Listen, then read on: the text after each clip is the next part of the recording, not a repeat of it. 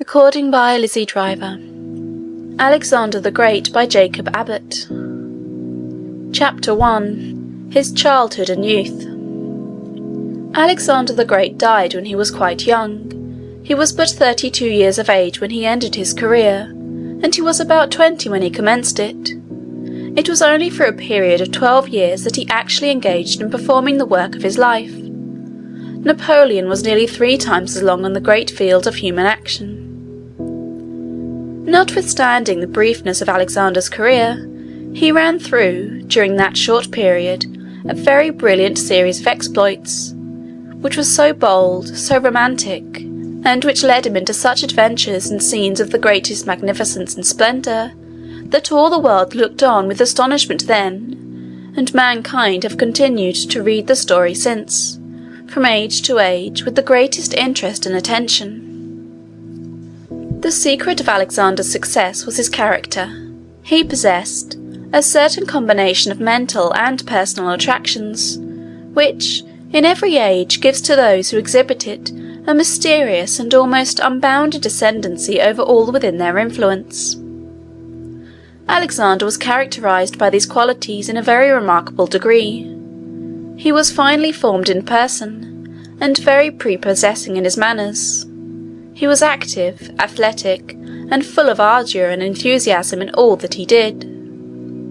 At the same time he was calm, collected, and considerate in emergencies requiring caution, and thoughtful and far-seeing in respect to the bearings and consequences of his acts.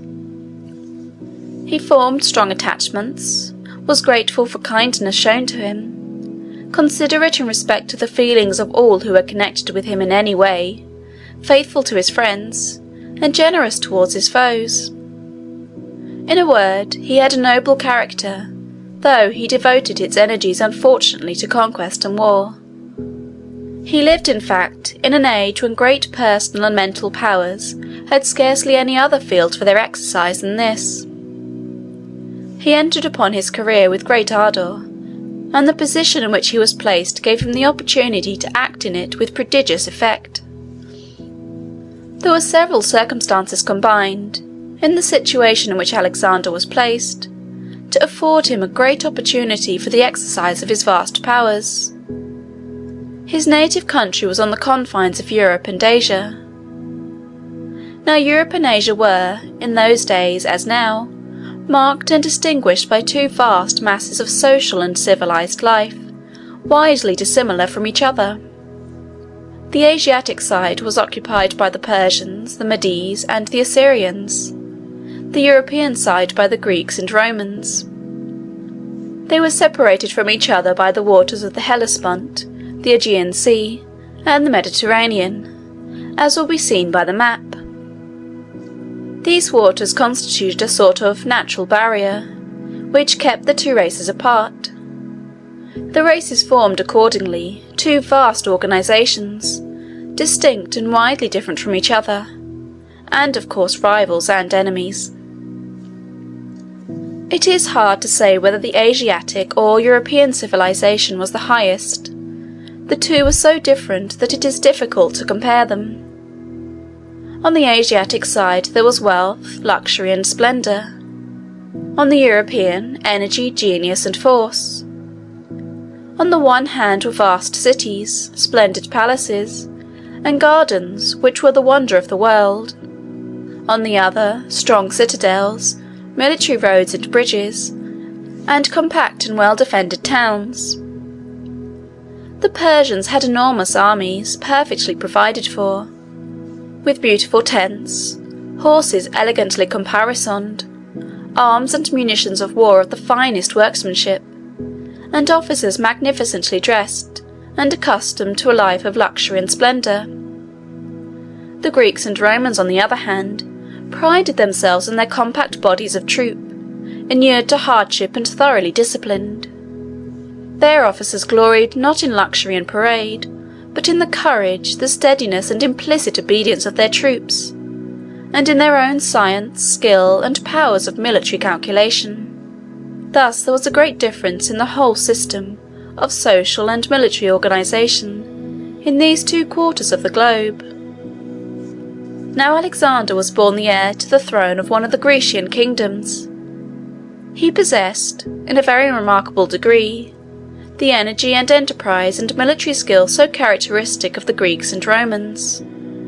He organized armies, crossed the boundary between Europe and Asia, and spent the 12 years of his career in a most triumphant military incursion into the very centre of the seat of Asiatic power, destroying the Asiatic armies, conquering the most splendid cities, defeating or taking captive the kings and princes and generals that opposed his progress. The whole world looked on with wonder to see such a course of conquest, pursued so successfully by so young a man, and with so small an army, gaining continual victories as it did over such vast numbers of foes, and making conquests of such accumulated treasures of wealth and splendour. The name of Alexander's father was Philip. The kingdom over which he reigned was called Macedon. Macedon was in the northern part of Greece. It was a kingdom about twice as large as the state of Massachusetts, and 1/3 as large as the state of New York. The name of Alexander's mother was Olympias. She was the daughter of the king of Epirus, which was a kingdom somewhat smaller than Macedon, and lying westward of it. Both Macedon and Epirus will be found upon the map at the commencement of this volume. Olympias was a woman of very strong and determined character. Alexander seemed to inherit her energy, though in his case it was combined with other qualities of a more attractive character, which his mother did not possess. He was, of course, as the young prince, a very important personage in his father's court. Everyone knew that at his father's death he would become king of Macedon, and he was consequently the object of a great deal of care and attention. As he gradually advanced in the years of his boyhood, it was observed by all who knew him that he was endued with extraordinary qualities of mind and of character, which seemed to indicate, at a very early age, his future greatness. Although he was a prince, he was not brought up in habits of luxury and effeminacy. This would have been contrary to all the ideas which were entertained by the Greeks in those days. They had then no firearms, so that in battle the combatants could not stand quietly, as they can now, at a distance from the enemy, coolly discharging musketry or cannon. In ancient battles the soldiers rushed toward each other, and fought hand to hand in close combat, with swords or spears or other weapons requiring great personal strength, so that headlong bravery and muscular force were the qualities which generally carried the day. The duties of officers, too, on the field of battle, were very different then from what they are now. An officer now must be calm, collected, and quiet. His business is to plan, to calculate, to direct, and arrange. He has to do this sometimes, it is true, in circumstances of the most imminent danger, so that he must be a man of great self-possession and of undaunted courage. But there is very little occasion for him to exert any great physical force. In ancient times, however, the great business of the officers, certainly in all the subordinate grades, was to lead on the men, and set them an example by performing themselves deeds in which their own great personal prowess was displayed. Of course, it was considered extremely important that the child destined to be a general should become robust and powerful in constitution from his earliest years, and that he should be inured to hardship and fatigue. In the early part of Alexander's life, this was the main object of attention. The name of the nurse who had charge of our hero in his infancy was Lanace. She did all in her power to give strength and hardihood to his constitution, while at the same time she treated him with kindness and gentleness. Alexander acquired a strong affection for her, and he treated her with great consideration as long as he lived. He had a governor also in his early years, named Leonatus, who had the general charge of his education. As soon as he was old enough to learn, they appointed him a preceptor also, to teach him such branches as were generally taught to young princes in those days. The name of this preceptor was Lysimachus. They had no printed books, but there were a few writings on parchment rolls which young scholars were taught to read. Some of these writings were treatises on philosophy, others were romantic histories, narrating the exploits of the heroes of those days, of course with much exaggeration and embellishment. There were also some poems, still more romantic than the histories, though generally on the same themes. The greatest productions of this kind were the writings of Homer, an ancient poet who lived and wrote 400 or 500 years before Alexander's day. The young Alexander was greatly delighted with Homer's tales. These tales are narrations of the exploits and adventures of certain great warriors at the siege of Troy, a siege which lasted 10 years, and they are written with so much beauty and force, they contain such admirable delineations of character, and such graphic and vivid descriptions of romantic adventures, and picturesque and striking scenes, that they have been admired in every age by all who have learned to understand the language in which they are written. Alexander could understand them very easily, as they were written in his mother tongue. He was greatly excited by the narrations themselves, and pleased with the flowing smoothness of the verse in which the tales were told. In the latter part of his course of education, he was placed under the charge of Aristotle, who was one of the most eminent philosophers of ancient times. Aristotle had a beautiful copy of Homer's poems prepared expressly for Alexander, taking great pains to have it transcribed with perfect correctness and in the most elegant manner. Alexander carried this copy with him in all campaigns. Some years afterward, when he was obtaining conquests over the Persians, he took, among the spoils of one of his victories, a very beautiful and costly casket, which King Darius had used for his jewellery or for some other rich treasures. Alexander determined to make use of this box as a depository for his beautiful copy of Homer, and he always carried it with him, thus protected, in all his subsequent campaigns. Alexander was full of energy and spirit, but he was, at the same time, like all who ever become truly great, of a reflective and considerate turn of mind. He was very fond of the studies which Aristotle led him to pursue, although they were of a very abstruse and difficult character. He made great progress in metaphysical philosophy and mathematics, by which means his powers of calculation and his judgment were greatly improved. He early evinced a great degree of ambition. His father Philip was a powerful warrior, and made many conquests in various parts of Greece, though he did not cross into Asia. When news of Philip's victories came into Macedon, all the rest of the court would be filled with rejoicing and delight, but Alexander on such occasions looked thoughtful and disappointed, and complained that his father would conquer every country, and leave him nothing to do.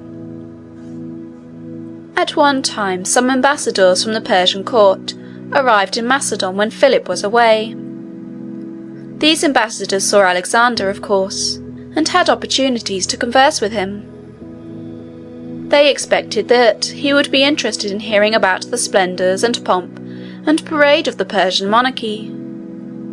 They had stories to tell him about the famous hanging gardens, which were artificially constructed in the most magnificent manner, on arches raised high in the air, and about a vine made of gold, with all sorts of precious stones upon it instead of fruit, which was wrought as an ornament over the throne on which the king of Persia often gave audience.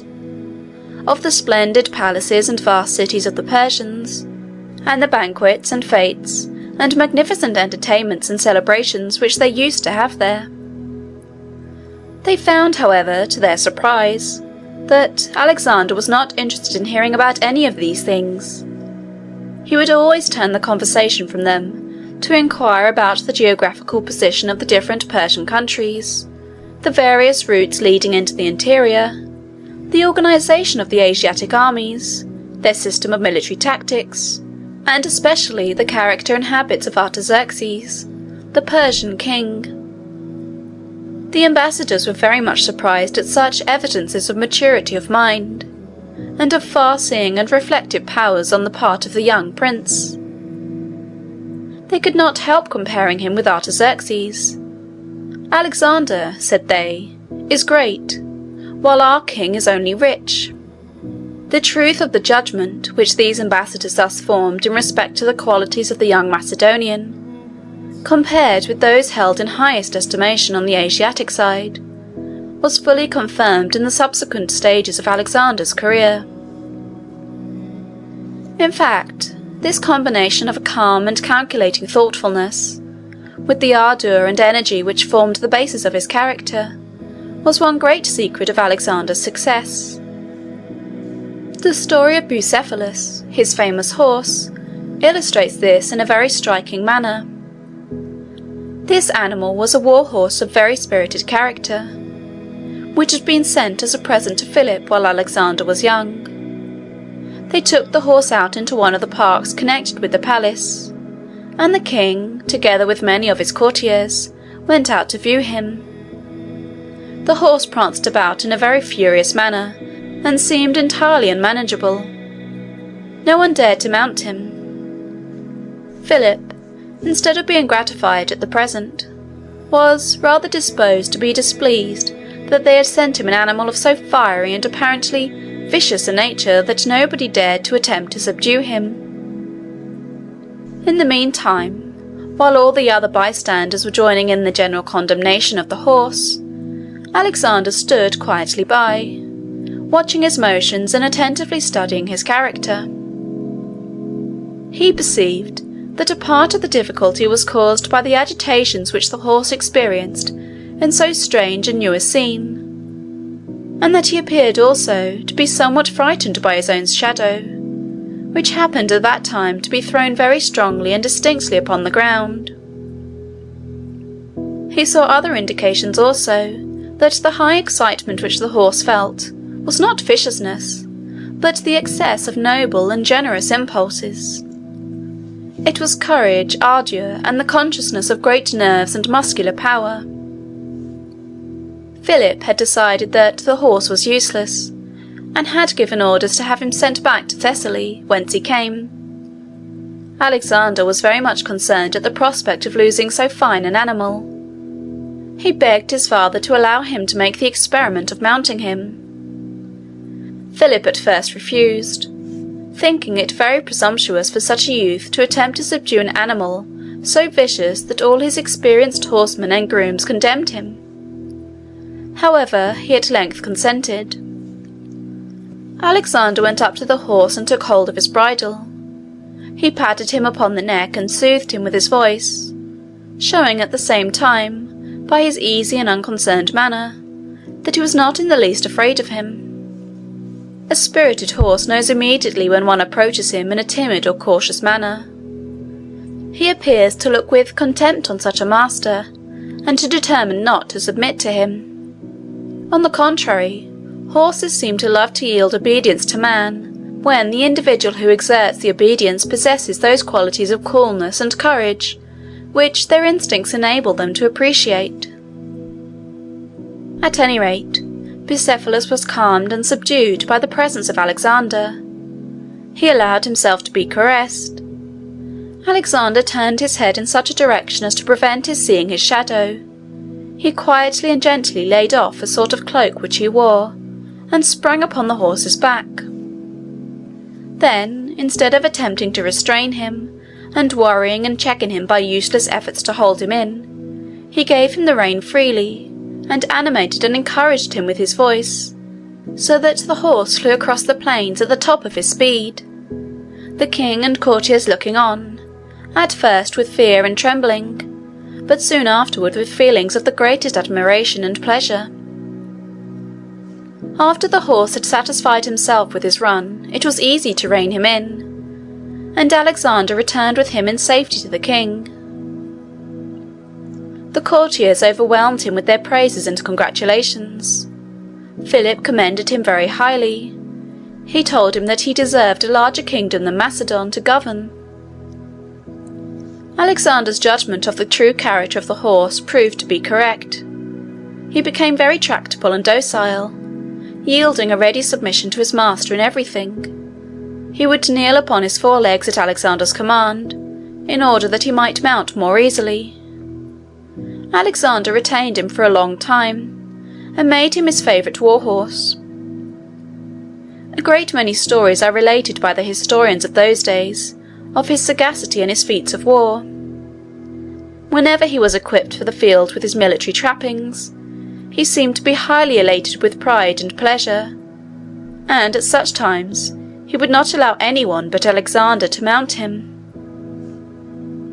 What became of him at last is not certainly known. There are two accounts of his end.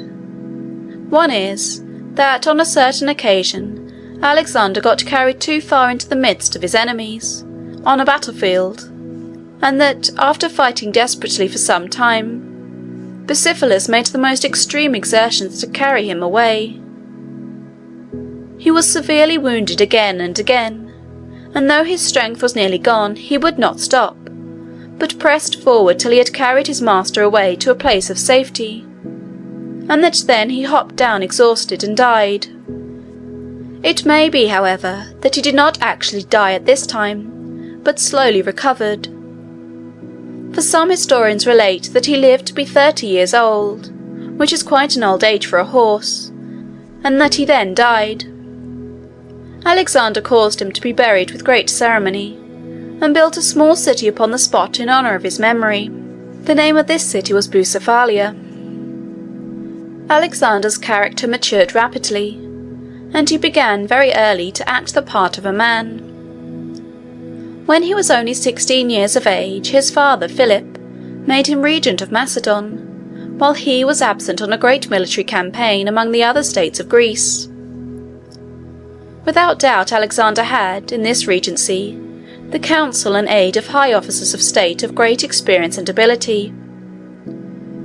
He acted, however, himself in this high position with great energy and with complete success, and at the same time with all that modesty of deportment and that delicate consideration for the officers under him, who, though inferior in rank, were yet his superiors in age and experience, which his position rendered proper, but which few persons so young as he would have manifested in circumstances so well calculated to awaken the feelings of vanity and elation. Afterward, when Alexander was about 18 years old, his father took him with him on a campaign toward the south, during which Philip fought one of his great battles at Chaeronea in Boeotia. In the arrangements for this battle, Philip gave the command of one of the wings of the army to Alexander, while he reserved the other for himself. He felt some solicitude in giving his young son so important a charge, but he endeavoured to guard against the danger of an unfortunate result by putting the ablest generals on Alexander's side, while he reserved those on whom he could place less reliance for his own. Thus organised, the army went into battle.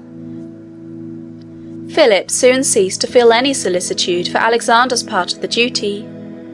Boy as he was, the young prince acted with the utmost bravery, coolness, and discretion. The wing which he commanded was victorious, and Philip was obliged to urge himself and the officers with him to greater exertions, to avoid being outdone by his son. In the end, Philip was completely victorious, and the result of this great battle was to make his power paramount and supreme over all the states of Greece. Notwithstanding, however, the extraordinary discretion and wisdom which characterized the mind of Alexander in his early years, he was often haughty and headstrong, and in cases where his pride or his resentment was aroused, he was sometimes found very impetuous and uncontrollable. His mother Olympias was of a haughty and imperious temper, and she quarrelled with her husband, King Philip. Or perhaps it ought rather to be said that he quarrelled with her. Each is said to have been unfaithful to the other, and, after a bitter contention, Philip repudiated his wife and married another lady. Among the festivities held on the occasion of this marriage, there was a great banquet, at which Alexander was present, and an incident occurred which strikingly illustrates the impetuosity of his character. One of the guests at this banquet, in saying something complimentary to the new queen, which Alexander considered as in disparagement of the character of his mother and of his own birth, his anger was immediately aroused. He threw the cup from which he had been drinking at the offender's head. Attalus, for this was his name, threw his cup at Alexander in return. The guests at the table where they were sitting rose, and a scene of uproar and confusion ensued. Philip, incensed at such an interruption of the order and harmony of the wedding feast, drew his sword and rushed toward Alexander, but by some accident he stumbled and fell upon the floor. Alexander looked upon his fallen father with contempt and scorn, and exclaimed, "What a fine hero the states of Greece have to lead their armies! A man that cannot get across the floor without tumbling down." He then turned away and left the palace. Immediately afterward he joined his mother Olympias, and went away with her to her native country, Ephraius, where the mother and son remained for a time in a state of open quarrel with the husband and father. In the meantime Philip had been planning a great expedition into Asia. He had arranged the affairs of his own kingdom, and had formed a strong combination among the states of Greece, by which powerful armies had been raised, and he had been designated to command them. His mind was very intently engaged in his vast enterprise. He was in the flower of his years and at the height of his power. His own kingdom was in a very prosperous and thriving condition, and his ascendancy over the other kingdoms and states on the European side had been fully established. He was excited with ambition and full of hope. He was proud of his son Alexander, and was relying upon his efficient aid in his schemes of conquest and aggrandizement. He had married a youthful and beautiful bride, and was surrounded by scenes of festivity, congratulation, and rejoicing. He was looking forward to a very brilliant career. Considering all the deeds that he had done, and all the glory which he had acquired, as only the introduction and prelude to the far more distinguished and conspicuous part which he was intending to perform. Alexander, in the meantime, ardent and impetuous, and eager for glory as he was, looked upon the position and prospects of his father with some envy and jealousy. He was impatient to be monarch himself.